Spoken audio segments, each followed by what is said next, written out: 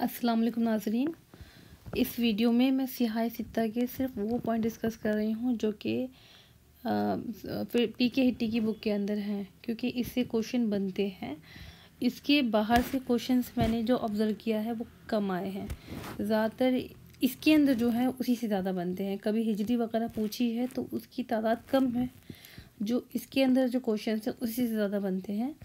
ये मेरी ऑब्ज़र्वेशन है। बाकी आप लोग बाहर से ही पढ़ कर जाएँ, लेकिन किसी के पास वक्त कम हो, ना पढ़ा हो, तो इसको ज़रूर याद कर लें। तो ये क्या है, कलेक्शन ऑफ हदीस 6 है, ये सबको पता है। जिसके अंदर सबसे ज़्यादा मोस्ट ऑथेंटिक बुक कौन सी है? इमाम बुखारी की सही बुखारी।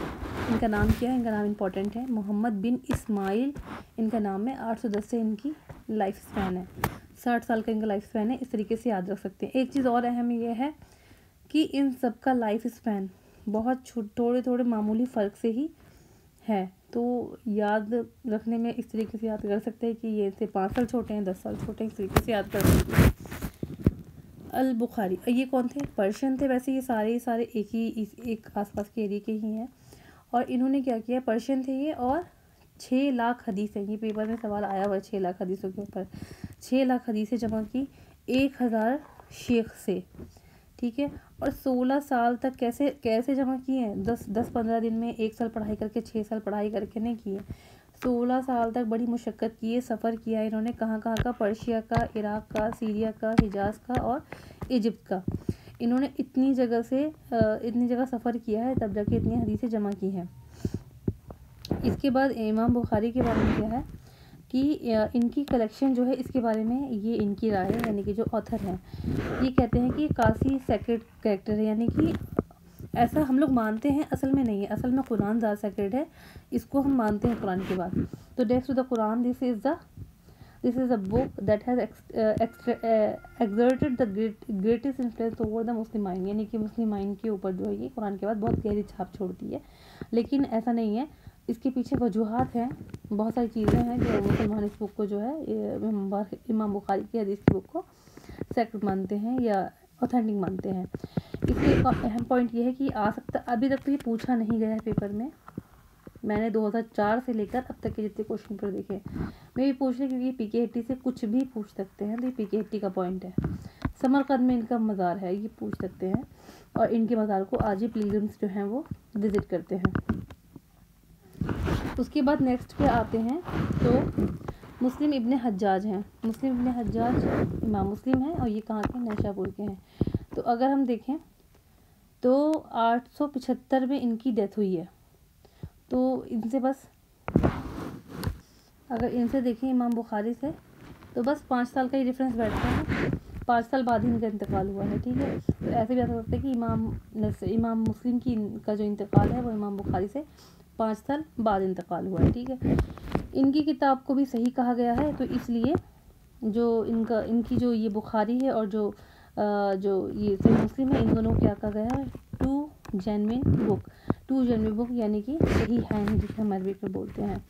उसके बाद ये जो किताबें आती हैं, 4 किताबें आती हैं, जिनमें से ये सवाल पेपर में आ चुका है कि कितनी हमारी जो सियासत है उनमें से सुनन है। तो 3 सुनन है। एक ये रही सुनन अबी दाऊद, सुनन अबी माजा और सुनन नसई। 3 हमारे पास सुनन है। पेपर में पूछा गया है कितनी सुनन है, तो 3 सुनन है।